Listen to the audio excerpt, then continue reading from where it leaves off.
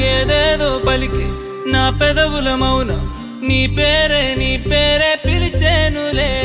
నీ పిచ్చితోనే అల్లాడే ప్రాణం నిన్నేలే